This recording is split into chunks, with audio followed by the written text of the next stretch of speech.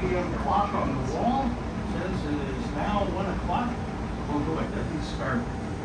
First of all, welcome everybody. Welcome to the Computer History Museum's IBM, come on in, just started, 1401, IBM 1401 Demonstration Laboratory. Today, we're going to give you a demo of a 60-year-old computer that's been fully restored to operating condition. We'll talk a little bit about what's a 60-year-old computer look like, sound like, smell like, whatever, and how does it differ from what we have today? What have we gained in 60 years? Okay, my name is Jack Gazzelli. I'm one of the volunteer docents here at the museum. My background is, in 1964, I was living in Portland, Oregon, wonderful place, and but I very badly needed a job. And so I looked at the paper and I couldn't find too much, but I found one ad for something called a computer programmer. I had no idea what that was. I had never seen a computer, touched a computer, anything. But I said, I really need a job to pay my rent. So I went down to interview and they said, gee, it was a computer just like this. They said, we wish you had some experience, but you know what? We can't find anybody else either. So we don't really like you, but we'll hire you if you can learn. We'll give you a provisional job, and sort of if you can learn on the job, then you get to keep the job. That turns out to be a really good incentive to learn things. So they gave me, said, if today is Friday, here's a manual, how to program the IBM 1401. Take this book home, read it over the weekend, and come back. So I did, and they said, what do you think? I said, I think I can do that. And they said, well, if you can, you get to keep the job. So my entire formal computer science training is one weekend reading the manual on how to program. Luckily, there are some people in the world who have better computer science background, and one of them is Karen. Would you introduce yourself? Testing? Good? Oh, great. Yeah. Thank you so much for Jack Central, and my name is Karen. I'm also the volunteer for the Computer History Museum. I will be today's demo operator. Just like Jack said, I had much more 1401 training than he did. I just feel so lucky, but it turned out for me, these computers are very different from the one that I operate on a daily basis. So actually the learning curve is pretty steep at the very beginning.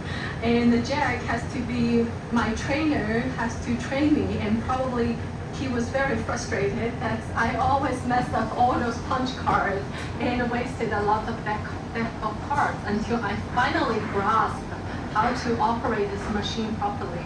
But I would like to say it was so lucky that we still have all the people who know how this machine works and can train us and can pass down this knowledge to us.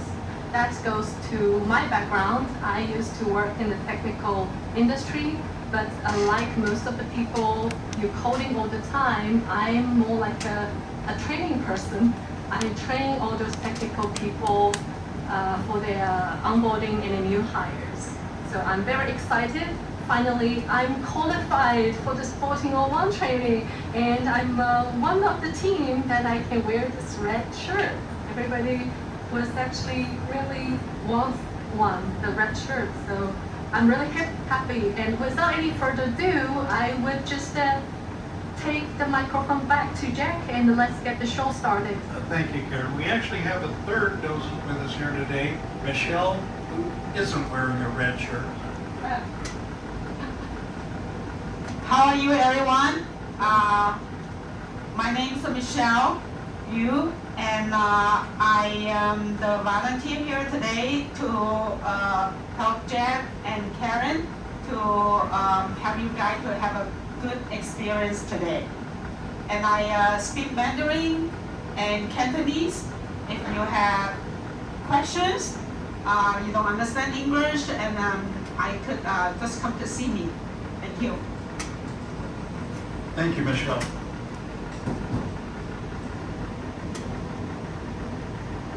If I can get my audio back on here. Okay, so today we're going to show you this 60-year-old computer, the IBM 1401. IBM introduced this computer in the year, we're just getting started, your timing is good.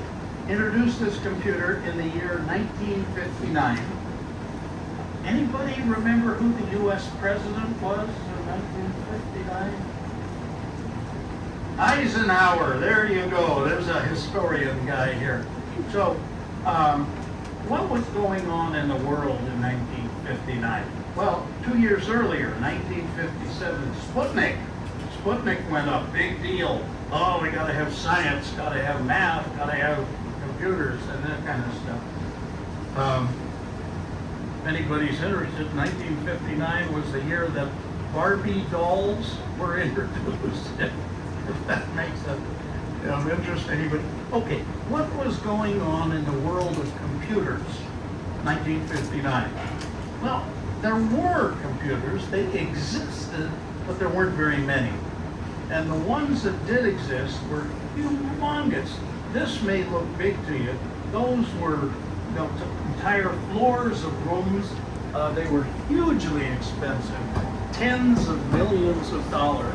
Only the military, the government, gigantic names. So you didn't own a computer in 1959. More interestingly, the company you worked for probably did not have a single computer. No computers, okay? So your company, how did they run the company? Who works here? I mean, we have to print payroll check, right? Well, it's certainly possible to write things down on paper, but then you have to copy it and copy this. So the agreed on way, the common way that companies stored their data was in punch cards, Hollerith cards. This kind of device for storing data was invented by Herman Hollerith for the U.S. Census of 1890. That's a long time before this computer.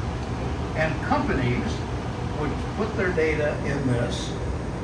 For example, if you had 2,000 employees, you might keep your employee master file, who works at our company, in a box like this. This box holds about 2,000 punch cards.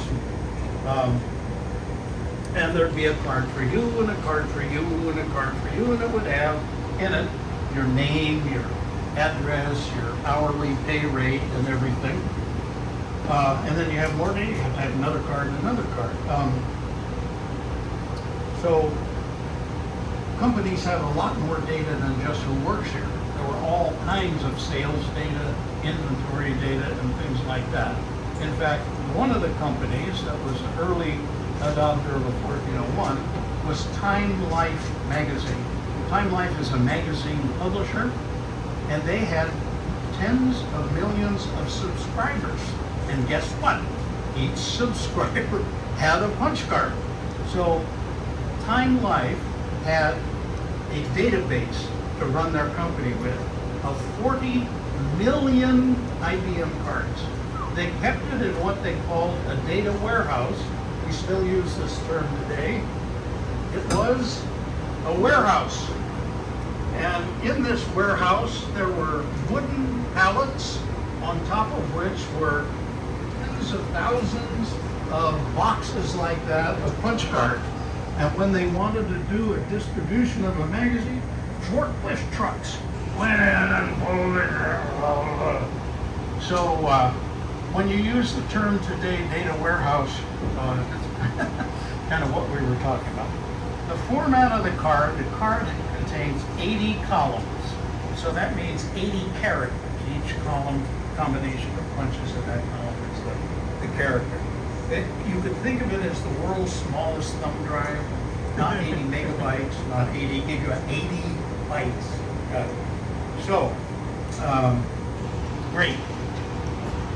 Cards, holes in the cards. How do we get the holes in the card? Well, That was done by people called key punch operators. And they spent all day, it was kind of like a typing pool, but more than key punch pool. Most of the key punchers in 1959 were female because it was felt they were more accurate and more dependable than male typists. So we're looking for a volunteer who is female and willing to be trained as a key punch operator. Would you be willing to volunteer? Yes. Okay. What's your first name? Elizabeth. Elizabeth. So, Elizabeth, if you'll come in here and go down with Karen, right before your eyes, Karen will train Elizabeth to be a key punch operator. If you can explain what you're doing, Karen. Can't hear you, Karen. Oh, yeah, this is my Okay. favorite part. Right now, I will just try to train you to be a key punch operator. And what in front of you is a key punch. You have a deck of cards in the card reservoir. What we need is to let the machine feed a card into the card station. So first, can you press the button feed? Good. And then you will have to register this card. Can you find a button that said REG, that is reg? Good. Now it is your time to type your first name, space, last name.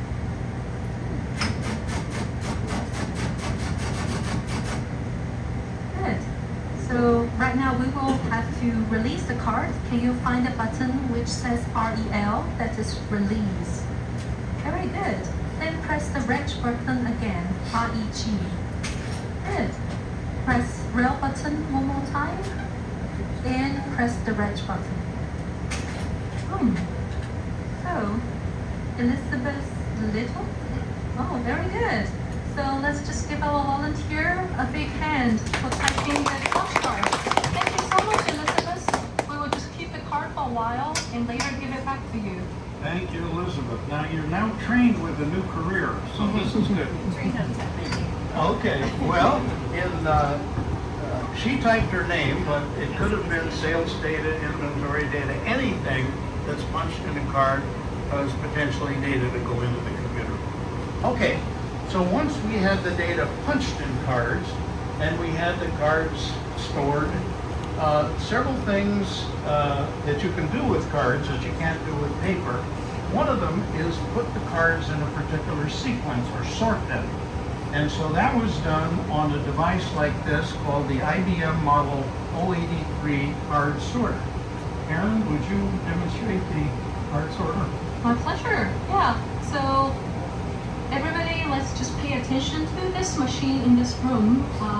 This is the 083 sorter, and what we will gonna sort is actually based on the sort column.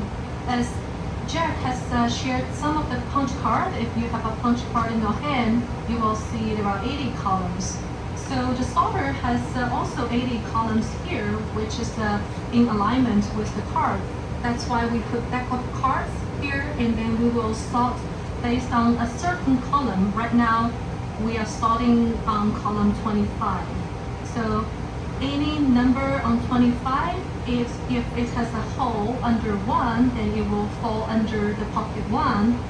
Every card with number 2 punched on column 25 will fall in pocket number 2.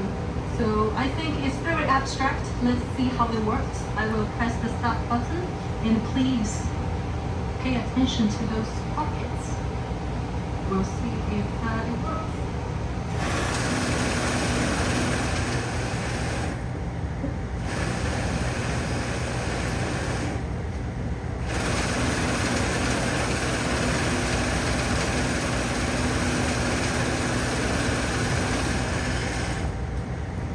So this is how it works. You will see all those colorful cards are falling into the pockets. Because this machine can sort 1,000 cards per minute, so usually it is very fast. Remember that huge box there, it contains 2,000 cards. So for instance, right now we just sort one column, and for like a number, like a zip code, it is 5 digits. So to finish the whole sorting, it takes 5 sorts like this. Then imagine we have 2,000 cards to sort 5 digits. it probably takes 10 minutes. So back then, if we use this in the IRS to sort residents' zip code, how much labor and how many sorters we need in the whole room. So in order to maintain the sort, because cards are face down, I will take those folding pockets, several most under, and put one on zeros, two on ones, etc. And I would just collect those cards back into the deck. And you will see back then we do a lot of juggle to make the card fit back into one beautiful deck. This is how heavy the deck is. And we will put the deck back again. And remember which column that I sort, column 25 this time. Usually I will just change the column into one column behind, column 26. Now it is ready for another sort. But this is how it's mostly work, and I will not demonstrate it right now. So back to you. Thank you, Karen. Okay, so everything we've talked about is not computers. This is before computers. This is the world of punch cards that the 1401 was introduced into. So let's take a look at what's in it. If you would stand right there, Karen, from where Karen is standing to the far rail, that is pre-computer stuff. That means key punches, sorters, some electromechanical handling equipment for cards and so on. From where Karen is standing to where I'm standing, this is one complete IBM 1401 computer system. And from where I'm standing to the far rail is a second IBM 1401 computer system. We have two.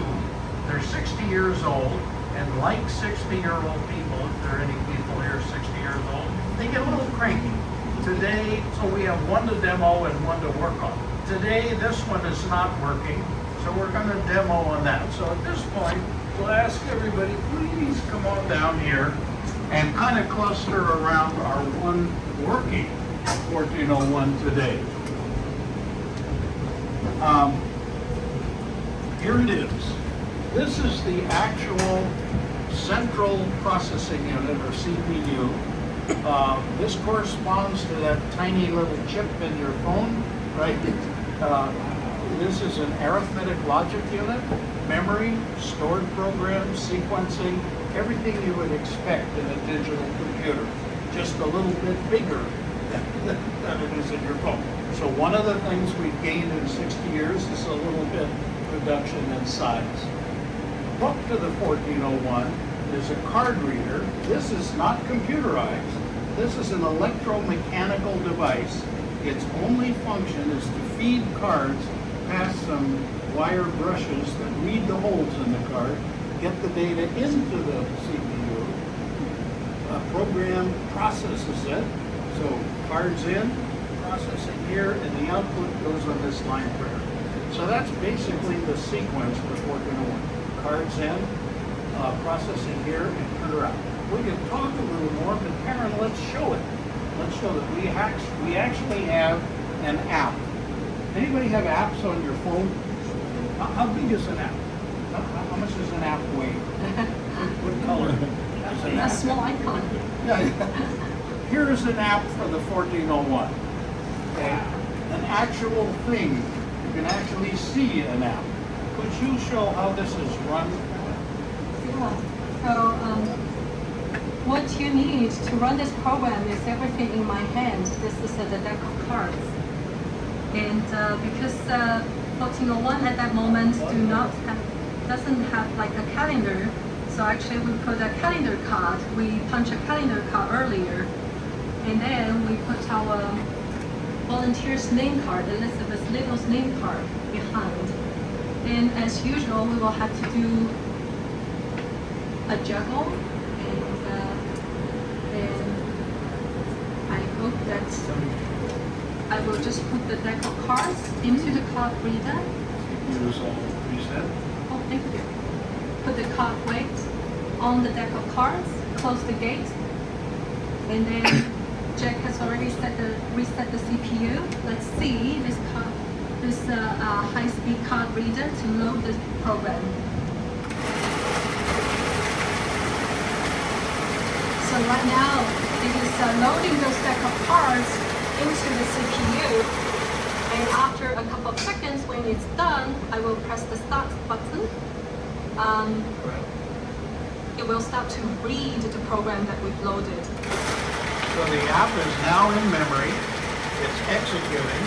It wants to read the data card, which Elizabeth kindly has produced for us.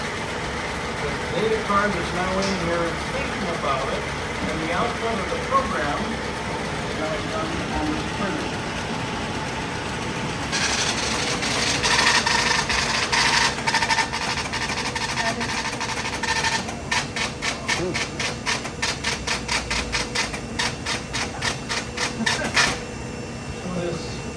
Funny little demo program produces a little souvenir printout. Kind of fun. And thank you. Let's give Elizabeth another hand for volunteering. If anybody else would like to do what Elizabeth did, that is punch a card and get a little printout. We'll have time for that when the demo's over. So, this illustrates the general flow of the 1401. That is, cards in, computation here, printer out. Okay, let's look at the components of the 1401 in a little more detail. We'll start, of course, with the CPU. So this is a computer. It has digital logic. Prior to the 1401, not the 1401, but earlier computers, they were based on vacuum tubes. These are some vacuum tubes. Show that out. They kind of look like light bulbs, and just like light bulbs, they burn out. So you can see out in our main display, computers built on this. And they worked. They were okay. They weren't very reliable. In fact, everybody knew that they didn't want a computer. Even if they could have afforded a computer, it broke every couple of days. Who wants a computer that breaks every couple of days?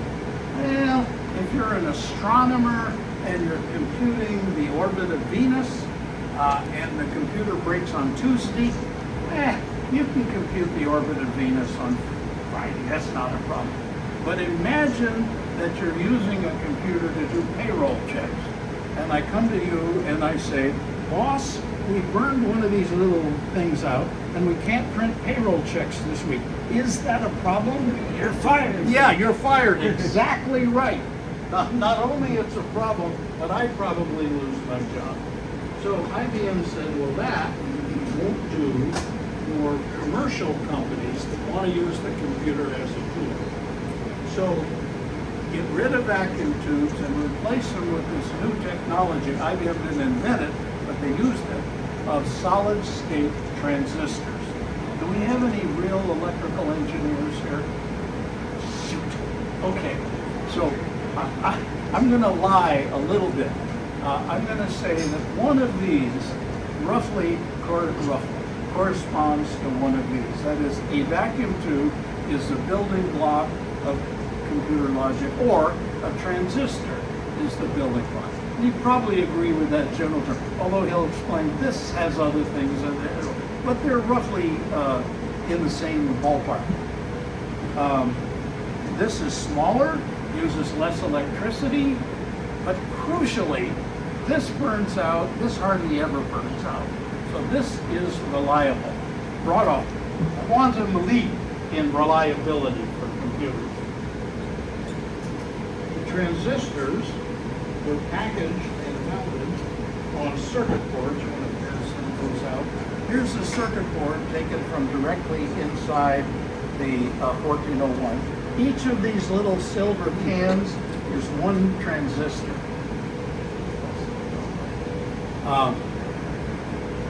And there are all kinds of boards. roughly 3,500 cards like that inside the logic unit here, totaling about 10,000 transistors, 10,000 building blocks of computer logic. Anybody know how many transistors are in your phone? Hundreds?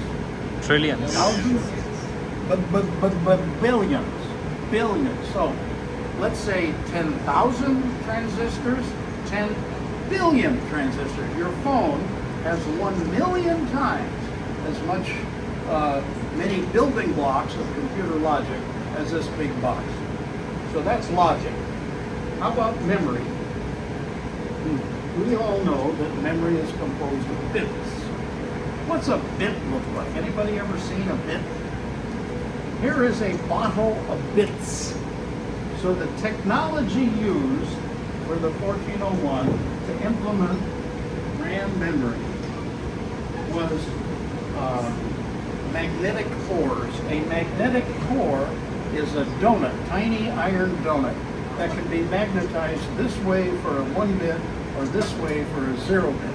So each one of those tiny little things in the bottle there is 1 bit, a 0 or a 1.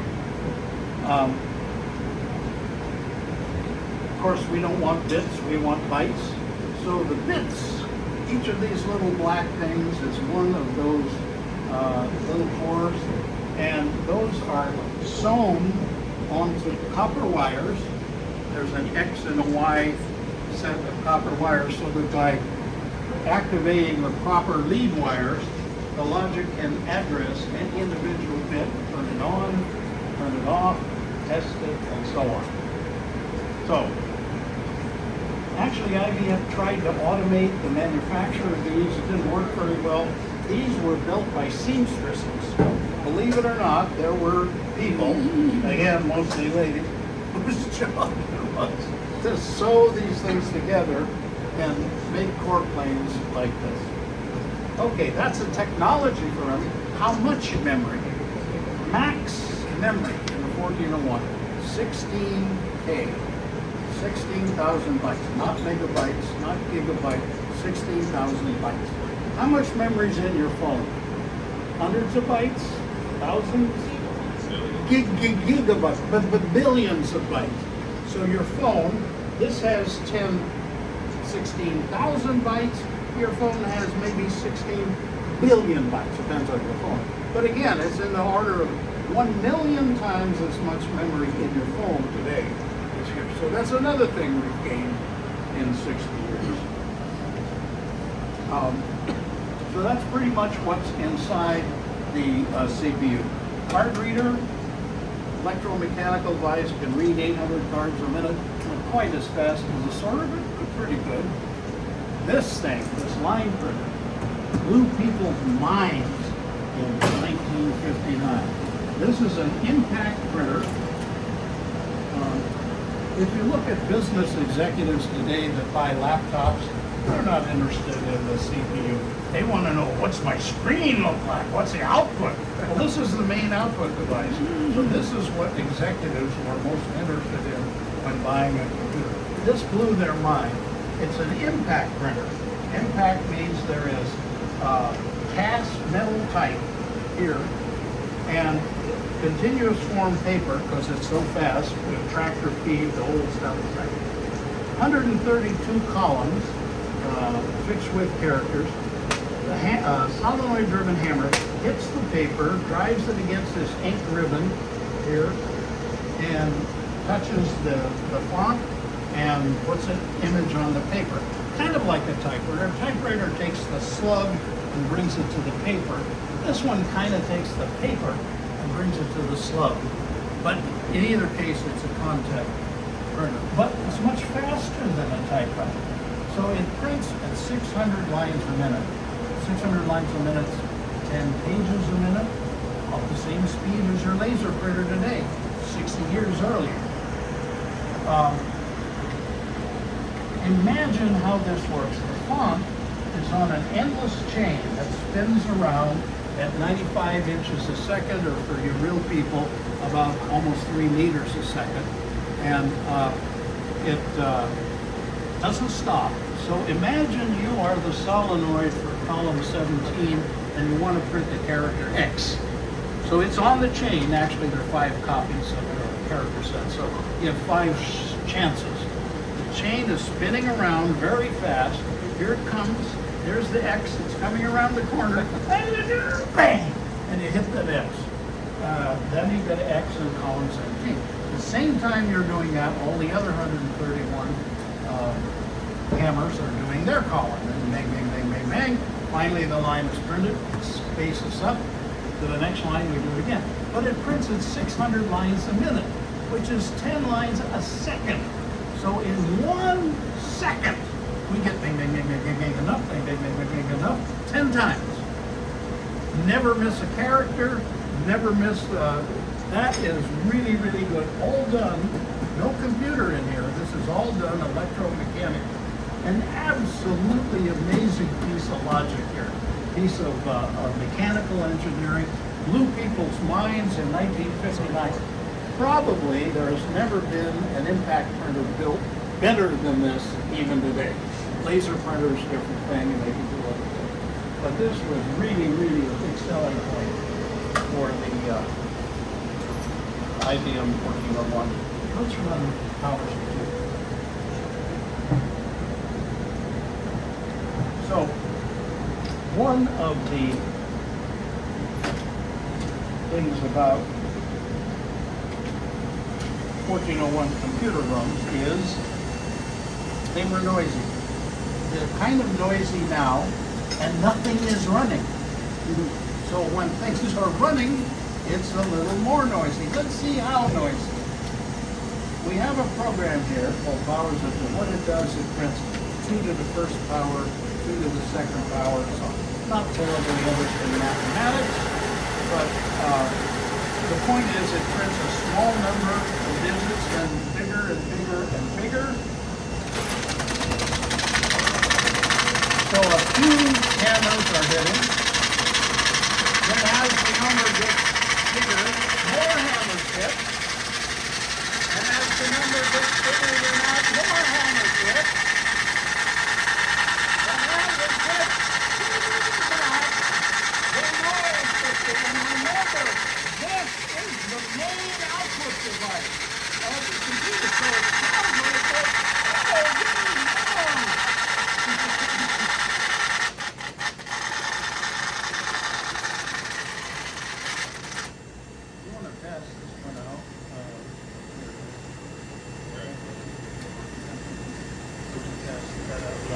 So, this illustrates the noise of a 1401 shop was not a meditative place. It was more like a print shop or something like that. Very noisy place. The other thing this program illustrates is, people ask us, is the 1401 a 32-bit computer or a 16-bit computer? It's not a bit computer at all. It's a decimal computer. It does arithmetic like Mrs. Gunderson, your 3rd grade teacher, taught you to do arithmetic. And it can do arithmetic on very large decimal numbers. Here are some very large decimal numbers. Try to put these into your Excel spreadsheet and see if you can get the exact numbers like this will give you. Also, this is kind of fun. We all know numbers like hundreds, thousands, billions. Then we start to, here are some great big English words for very large numbers. So 1401 it can add 2,000 digit numbers, divide 2,000 digit numbers, and so on. Not too bad of a processor, not real fast, but pretty good. Okay, so we've talked about the card reader, the CPU, and the printer, but we've ignored these devices over here, which are called magnetic tapes.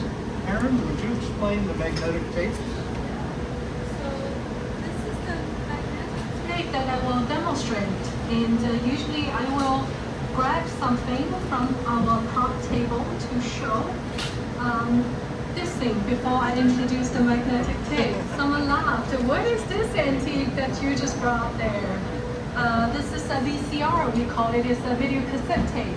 Just like the video cassette tape store video, our reel of tape that Jack is handing it to you, this small little strip can store data. In this reel of tape has if it is we accidentally just messed it up, so the tape just goes out, it can go as long as 2,400 feet of tape. And people always ask me, what's the storage of this tape, this reel of tape? Can you guess? Yeah, I will just tell you it stores like 14 megabytes of data. That's pretty much compared to the data that you store on the stick paper cards. So this reel of tape, and actually this machine uses motor to drive the tapes. And then this sometimes computer sends the instructions into the computer CPU, and the computer wants to access the segment of data and process the data in a very quick way. But the motors, they use those rods to drive it with just pull the reel of tape in this heavy, bulky one. So you probably would break the tape or sometimes stretch the tape. So in order to solve this problem, we've invented this two columns down there. Right now, I will just let it work. You will see these vacuum columns, we say. You might not see it clearly, but actually there are two sensor holes there. These two sensor holes just tell us when it crosses the upper hole, it will actually feed more tape into the buffer. And when it crosses the bottom hole, it is ready to take up tape from the buffer into the tape drive. So this solves the problem that the motor will pull the tape and break the tape. So you will see the tape is almost at the end of the tape. Then we will try to do one action is to rewind the tape. So we don't want to do it at the slower speed that I just showed you. We want to do the high-speed rewind. That is the thing that I want to demonstrate. Once I press the rewind button, it will start to rewind the tape in a high speed.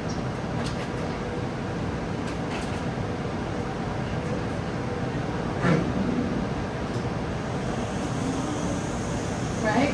Yeah. So actually this saves a lot of time because time is money. By doing the high-speed rewind, we can quickly rewind the tape back into the other side of the column. But actually, you will see it goes slow down again. It's just because it's almost at the end of the tape. It will slow down. Otherwise, it will just, we will go out of the tape. So last thing I want to show you is a yellow ring at this reel of tape. I think once I just take it, because this tape has very valuable data on it, we don't want to overwrite the tape. So once I take out of the ring, and no more data can be write on it. So no ring, no write. That is a very good idea back in 60 years ago. So back to you, Jim. Great. Thank you, Karen. So we have these CPU and all the various I/O here, the reader, the printer, the tapes. How do we hook them together? Well, at home you might have a computer and a printer. You might use something like this to hook your printer together. What is this? USB cable. What kind of cable? USB. USB cable. What is the S in USB? Serial. And in this application, serial means one at a time, means 1 bit at a time down this cable. So since we're only going to transmit 1 bit at a time, we only need a couple of wires, little bitty cable. But we do need some electronics. We don't think about it, but we have to have it. Electronics here that serializes the byte, sends a bit at a time down here, and some matching electronics down here that receives bits, puts it back in order. Very cheap electronics today, not cheap back in 1959. So there was a trade-off between fewer wires and less electronics. Karen, do you have a 1401 USB cable?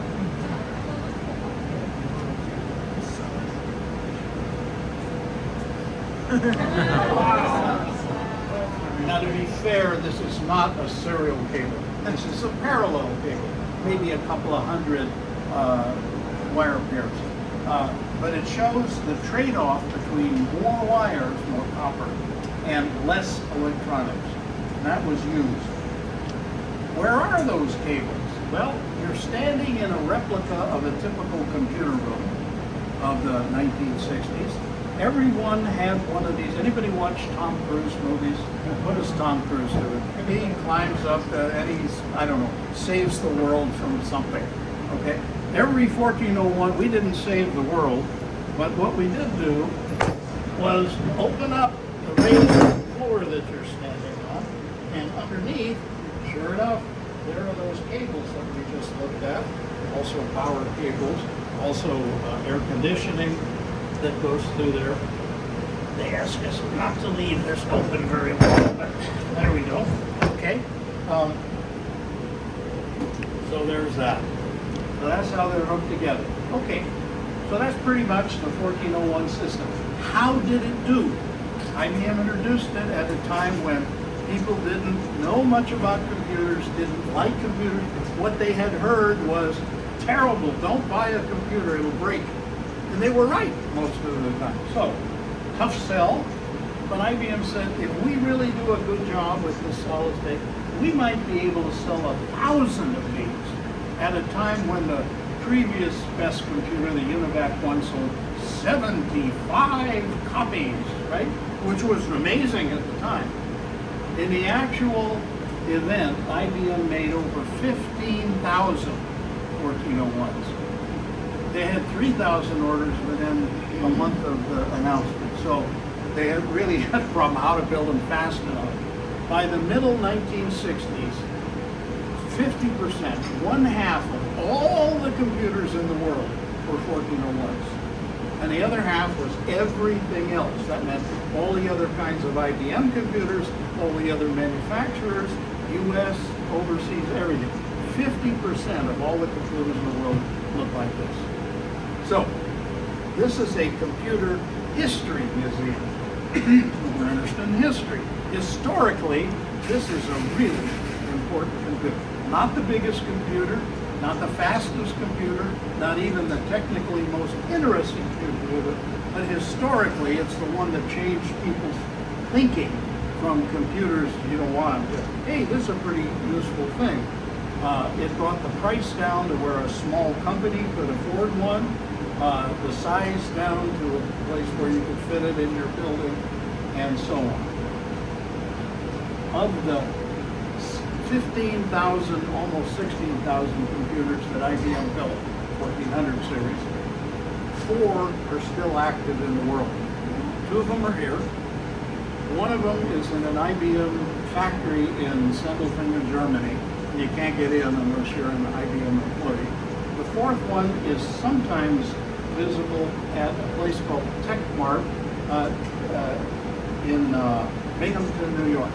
So the demo that you just saw, you won't see anywhere else in the world but here. So when you go home, tell your friends and family to come see the IBM 1401, which is on display at the Computer History Museum, whose address is 1401 Shoreline Drive in Mountain View. Thank you very much. And if anyone would like